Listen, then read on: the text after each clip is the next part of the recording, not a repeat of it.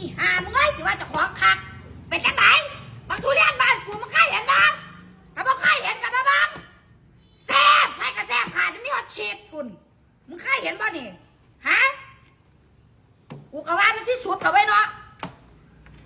มึงจะได้กินง่ายป่ะเนี่ยเสื้อผ้าเห็นเบิ้งว่าจะผ้าจังสี่เบิ้ง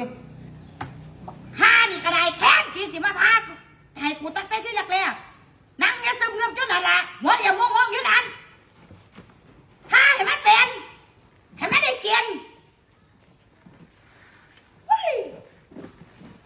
ทุเรียนหน่วยนี่ใหญ่กว่าบาทมันตัว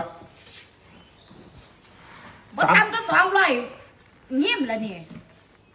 ปาดีๆแหมมันนี่มีหัวฉีดเอาเบิ้งคัก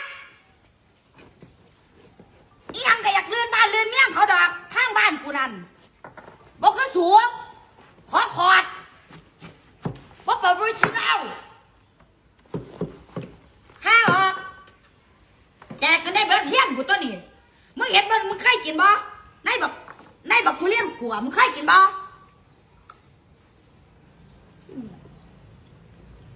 เดี๋ยวนะกรอบนอกนุ่มในหอมมาสำมุตัวพูนชีดเคยเห็นบ่เอาผู้บ้านนั้นมานับแข่งกับบ้านเฮาดูนี่ชีดบักทุเรียนบอกว่าเอามานับแข่งดูอันมึงพาอยู่นั่นจิ๊บจ้อย